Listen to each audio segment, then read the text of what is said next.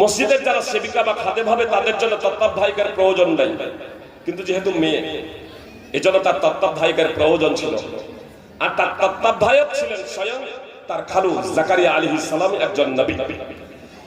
তো নবী মারিয়াম আলাইহিস সালাম নিজ কক্ষে রয়েছেন, তার দেখাশোনা, তার ভরণ পোষণ, তার পানাহারের দায়িত্ব রয়েছে আপনার জাকারিয়া তার খালুর উপরে। জাকারিয়া আলাইহিস সালাম যখন যখন মারিয়ামের কক্ষে প্রবেশ করেন তখন দেখতে পান তার কাছে রিজিক, তার কাছে খাদ্য। জাকারিয়া জিজ্ঞেস করছেন, আন্না লাকি হাদা, এটা তোমার কাছে কোথা থেকে এলো? তো মারিয়াম জবাব দিচ্ছেন, হাদা মিন ইনদিল্লাহ।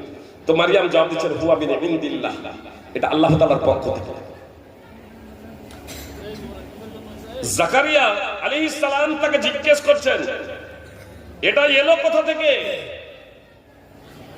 এটা এলো কোথা থেকে? তো মারিয়াম জবাব দিচ্ছেন, এটা আল্লাহ তাআলার পক্ষ থেকে।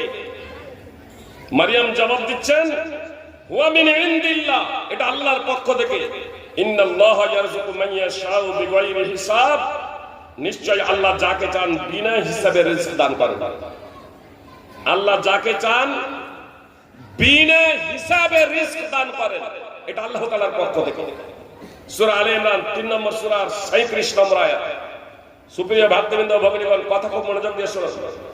মারিয়াম কোন নবী ছিলেন না, ঈসা আলাইহিস সালামের মাতা নবী ছিলেন না।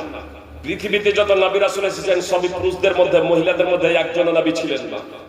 মারিয়ামও নবী ছিলেন না। তার কাছে রিজক আল্লাহর পক্ষ থেকে, আল্লাহর পক্ষ থেকে। আল্লাহ কোরআনে এই কথা বলছেন। কোন পর্যায়ে তিনি তাকে নিয়ে গিয়েছিলেন, কোন পর্যায়ে তিনি নিজেকে নিয়ে গিয়েছিলেন? সুপ্রিয় ভক্তবৃন্দ, ভগিনীগণ, কোরআন কোন নাটকের বই নয়, গল্পের বই নয়, উপন্যাসের বই নয় যে কোরআন পড়ে যাবো যে হ্যাঁ এই হয়েছিল এই হয়েছিল। বরং সেখান থেকে আমাকে এবং আপনাকে জ্ঞান আহরণ করতে হবে, সেখান থেকে আমাকে আপনাকে জ্ঞান আহরণ করতে হবে।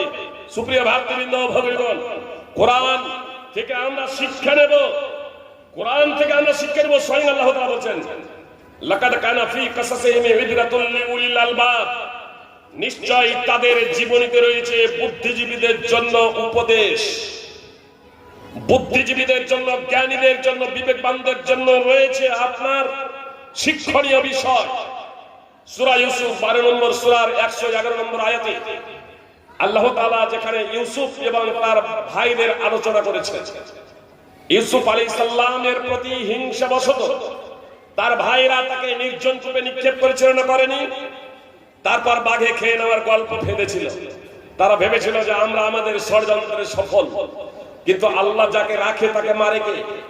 আল্লাহ যাকে রাখে তাকে মারে কে? ইউসুফ আলাইহিস সালাম ষড়যন্ত্রের শিকার ছিলেন। তিনি মিশরের খাদ্যমন্ত্রী হয়েছিলেন। সুপ্রিয় ভাই বোন, মিশরের খাদ্যমন্ত্রী হয়েছিলেন। সূরা ইউসুফ উঠান, আল্লাহ তাআলা বলছেন এই তাদের জীবনীতে রয়েছে বুদ্ধিজীবীদের জন্য শিক্ষণীয় বিষয়। আপনার প্রতি যারা ষড়যন্ত্র করবে, আপনার প্রতি যারা হিংসা করবে, আপনার যারা ক্ষতি করার প্রচেষ্টা করবে,